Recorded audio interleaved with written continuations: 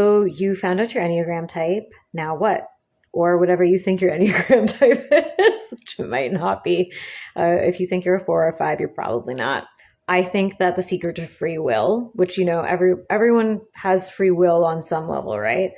But in my opinion, you don't have true free will until you're completely conscious of the patterns that you're doing and why you're doing them, and then you are in consciousness and presence during those periods and you make different choices.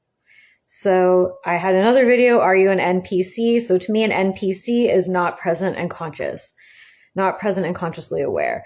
So the first level of consciousness is to draw attention to these patterns. And a shortcut to that is the enneagram, because it literally tells you what patterns you're doing. And then you'll start to notice them. Oh my God, I'm doing this thing that I didn't even know I was doing. A lot of the patterns that we know we do are kind of like secondary or tertiary patterns, because we're often blind to our main self-destructive patterns, or the patterns that are getting in our own way. Some patterns serve us. So each type has its own innate gifts, of course, but each type also has its own kind of self-fulfilling prophecy of horror as well. So once you become aware of those patterns, then you can start to actually activate that next level of free will, where you are outside of the matrix of your own personality, outside of the matrix of your ego. And then you start making different choices and your energy shifts. It will start to go up, and you might have setbacks. It might drop down and then you come back up again. And I'm not even talking about the Enneagram health levels. I'm talking about like your actual, outside of the Enneagram, your actual human spiritual development outside of that will begin to keep going up and up and up and up until everybody becomes a 9. So nines need to work on their boundaries, and they need to work on owning their shit and stepping into their power and expressing themselves and everything else. But basically, it's like you want to get to the point where you are super conscious in every single moment, so that if you have things in your life where you're like, this is out of my control, let's just say even like you pick up the bottle, you have like a Cheeto addiction, or like you're like, I just know it won't work out for me, or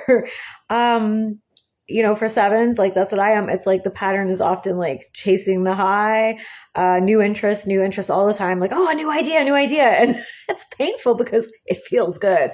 Our types can feel good even if they feel bad, or if they have consequences that we don't want, because you're acting out of autopilot, and it's not a fast process. All right. Because you're probably going to start noticing you have a bunch of things that you're doing. And some things you won't notice until you're already in your journey and you're like, damn, I've been doing that for 2 years of self-work and I didn't even notice. Yep, that's the name of the game. It ain't easy, honey. You're playing on the 3-dimensional level. And I'm still working on my stuff, so I'm not speaking on high about this, but it is a gradation upwards, and it is like a baby learning how to walk. So hold grace for yourself the same way you would hold for a baby learning to walk, because you have been doing the exact same patterns, the same ego mechanisms, the same coping mechanisms since you were a child. Okay. So this is deep ingrained into your psyche, into your ego, into your nervous system. And it's not an easy process, but that's why most people don't do it. And most people they may get a whiff of their patterns, and may get a whiff of consciousness, and then they're like, I don't want to do that. I'm comfortable right where I am, even though they might actually hate their lives or be stuck in the same circling the drain over and over. And it's annoying. It's annoying to hear somebody, you talk to somebody, every time you see them, they have the same problem. Why don't you try this? Oh no, it doesn't work for me. It's like, and then you're like, well, hey, why don't you start to shift that thinking? Why don't you start? No, those people are trapped. They are in the thrall of the matrix, and some of them eventually will snap out of it, but many of them won't. Many of them will, I don't know what happens when we die, although I've been channeling some weird shit lately, and I think they just get sucked back in and they start again. I don't personally want to do that. I don't want to come back here. I don't want to come back to cyborg hell world in 2035 or something. Hopefully I live longer than that, but maybe not. I don't know. Let's just see where this goes. Let's just see how the next 10 years shake out, the next 2 years even. Where was I going with this? So yeah, have grace with yourself as you're taking these steps. Again, it's not easy, but it's rewarding. It is meaningful. It changes who you are on a fundamental level, and you're still the same person, but what it does is it opens up possibilities for you. It opens up opportunities that you never thought were possible. It expands your life. It expands your experience, it expands your relationships, it expands your relationship to yourself, how you see yourself, the kind of art you can make, the kind of insight you have, and it truly enriches your 3D experience, because you are then funneling more of the 5D energy, more of the spiritual, more of your higher self. So if you are just starting out with self-work, this might have all sounded like, well, Larissa, cool pep talk, but like, now what the fuck do I do? Well, you can make a list right now. Where do I feel stuck? What do I think is holding me back? What do I want? What do I want to change?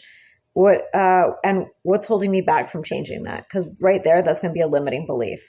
And well, why is that holding me back? What could I do instead? What could I do differently? And whatever you come up that says, but, or an excuse, that like that right there is telling you a wall of the box of your ego, and that may be directly connected to your personality type, and it may be connected to like trauma or conditioning or whatever, lived experience and stuff. But dig into it and keep asking yourself the questions and journaling on it, and then just start noticing. Because what will happen is when you try to change these patterns, and it's a lot easier if you do it in baby steps, if you do it incrementally, than if you just throw yourself at the wall. Because if it doesn't work, then you're probably going to bounce back harder, you know what I mean? And then just be less inclined to try to change. So at least in my opinion, but you can do what you want. What will happen is that as you try to change, like, I have a video on the Agent Smith effect, and it's like that. It'll be like these little Agent Smiths from the Matrix will come up to try to be like, don't change. No, it's not going to work for you. No, this is the bad path. This is the bad path. So you're going to want to like just be like, okay, this is what's happening. I'm changing, and the matrix is trying to keep me, my ego's matrix, and maybe the larger matrix is trying to keep me in this pattern, and I'm not going to do it. I'm going to keep going, and I'm going to just keep taking baby steps, taking nice deep breaths, taking baby steps, like a little baby on the carpet, wiggling its butt, trying to figure out how to get on its little chubby legs, okay? So just hold grace with yourself. You've got this. If you're committed to this journey, it will pay off for you, and I believe in you.